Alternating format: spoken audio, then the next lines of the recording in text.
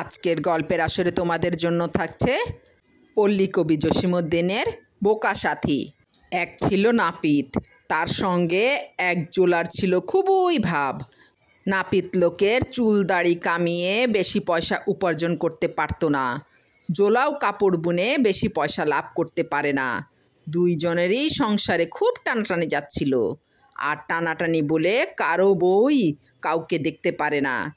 এটা কিনে আনো নাই, ওটা কিনে আনো নাই বলে বউরা দিনরাত শুধুই খিটির মিটির করে। কাহাতক আর এই জ্বালা সহ্য করা যায়।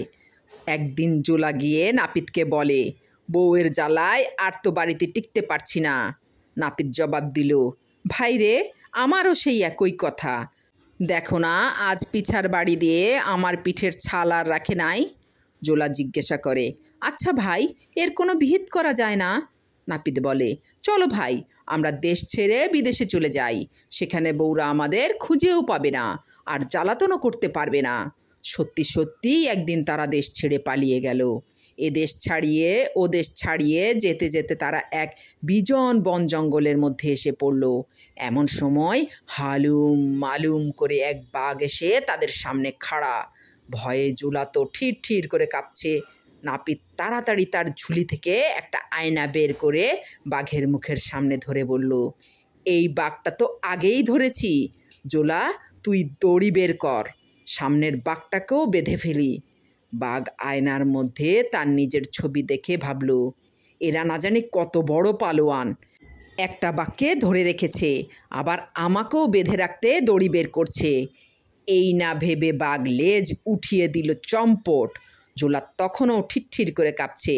বনের মধ্যে আধার করে রাত আসলো, ধারে কাছে কোনো ঘরবাড়ি নাই। সেখানে দাঁড়িয়ে থাকলে বাঘের পেটে যেতে হবে। সামনে ছিল একটা বড় গাছ। দুইজনে যুক্তি করে সেই গাছে উঠে পড়ল। এদিকে হয়েছে কি, সেই যে বাঘ ভয় পেয়ে পালিয়ে গিয়েছিল, সে গিয়ে আর সব বাঘদের বলল, অমুক গাছের তলায় দুইজন পালোয়ান এসেছে, তারা একটা বাঘকে ধরে রেখেছে, আমাকেও বাঁধতে দড়ি বের করছিল। এই অবসরে আমি পালিয়ে এসেছি, তোমরা কেউ ওই পথ দিয়ে যেও না। বাঘের মধ্যে যে মোড়ল, সে চাঁদরেল বাঘটি বলল, কিসের পালোয়ান? মানুষ কি বাঘের সাথে পারে? চলো সকলে মিলে দেখে আসি।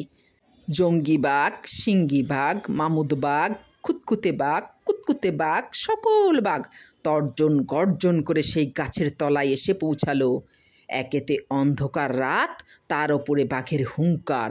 অন্ধকারে জোড়া জোড়া বাঘের চোখ জ্বলতেছে। তাই দেখে জোলা ভয়ে তো কেঁপে অস্থির।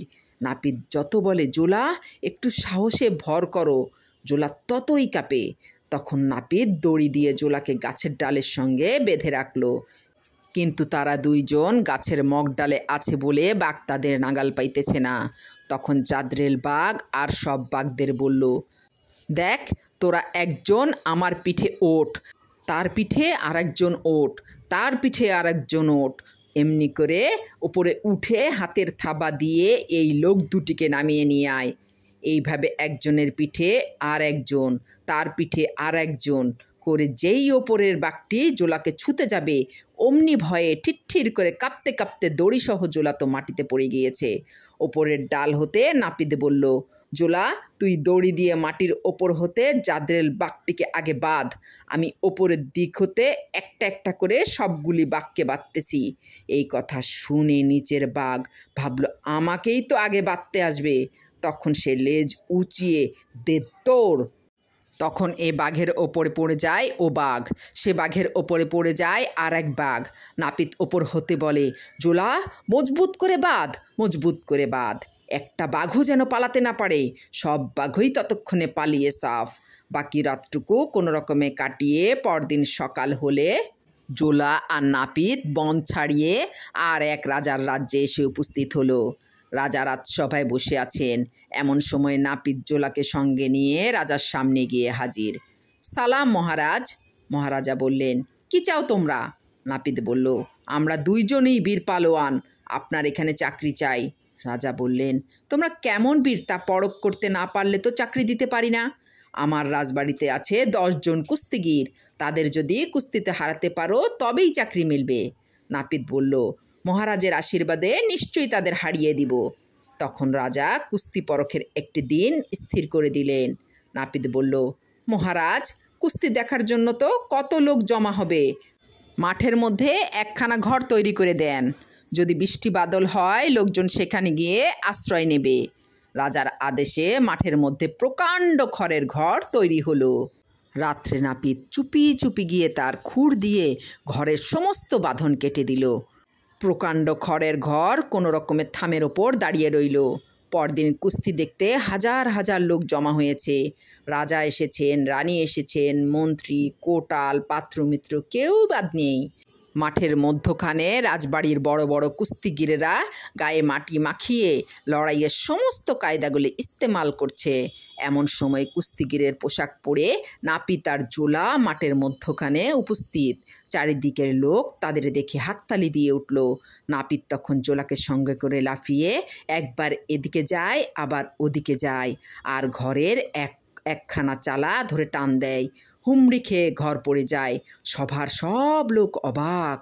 রাজবাড়ির কুস্তিগিরেরা ভাবে, হায় হায়, না জানি এরা কত বড় পালোয়ান। হাতের একটা ঝাঁকুনি দিয়ে এত বড় আটচালা ঘরখানা ভেঙে ফেলল। ইহাদের সঙ্গে লড়তে গেলে ঘরেরই মতো তারা আমাদের হাত পাগুলো ভেঙে ফেলবে। চলো আমরা পালিয়ে যাই। তারা পালিয়ে গেলে নাপিত তখন মাঠের মধ্যখানে দাঁড়িয়ে বুক ফুলিয়ে রাজাকে বলল, মহারাজ, জলদি করে আপনার পালোয়ানদের ডাকুন, দেখি তাদের কার গায়ে কত জোর। কিন্তু কে কার সঙ্গে কুস্তি লড়ে? তারা তো আগেই পালিয়েছে। রাজা তখন নাপিত আর জোলাকে তার রাজ্যের সেনাপতির পদে নিযুক্ত করলেন। সেনাপতির চাকরি পেয়ে জোলা আর নাপিত তো বেশ সুখেই আছে। এর মধ্যে কোথা হতে এক বাঘ এসে রাজ্যে মহা উৎপাত লাগিয়েছে। কাল এর ছাগল নিয়ে যায়, পরশু ওর গরু নিয়ে যায়, তারপরে মানুষও নিয়ে যেতে লাগলো। রাজা তখন নাপিত আর জোলাকে বললেন, তোমরা যদি এই বাঘ মারতে পারো তবে আমার 2 মেয়ের সঙ্গে তোমাদের 2 জনের বিবাহ দিব। নাপিত বলল, এ আর এমন কঠিন কাজ কি? তবে আমাকে 5 মণ ওজনের একটি বড়শি আর গোটা আষ্টেক পাঠা দিতে হবে। রাজার আদেশে তখন 5 মণ ওজনের একটি লোহার বড়শি তৈরি হলো। নাপিত তখন লোকজনের নিকট হতে জেনে নিল কোথায় বাঘের উপদ্রব বেশি আর কোন সময় বাঘ আসে। তারপর নাপিত সেই বড়শির সঙ্গে 7-8টা পাঠা গেঁথে এক গাছি লোহার শিকলে সেই বড়শি আটকে একটা গাছের সঙ্গে বেঁধে রাখল। তারপর জোলাকে সঙ্গে নিয়ে গাছের মগডালে উঠে বসে রইল। অনেক রাত্রে বাঘ এসে সেই বড়শি সমেত পাঠা গিলতে গিয়ে বড়শিতে আটকে গিয়ে তর্জন গর্জন করতে লাগলো। সকাল হলে লোক ডেকে নাপিত আর জোলা লাঠির আঘাতে বাঘটিকে মেরে ফেলল। রাজা ভারী খুশি। তারপর নাপিত আর জোলার সঙ্গে তার 2 মেয়ের বিবাহ দিয়ে দিল। বিবাহের পরে বউ নিয়ে বাসর ঘরে যেতে হয়। জোলা একা বাসর ঘরে যেতে ভয় পায়। নাপিতকে সঙ্গে যেতে অনুরোধ করে। নাপিত বলে, বেটা জোলা, তোর বাসর ঘরে আমি যাব কেমন করে? আমাকেও তো আমার বউয়ের সঙ্গে ভিন্ন বাসর ঘরে যেতে হবে। তুই কোনো ভয় করিস না, খুব সাহসের সঙ্গে থাকবি।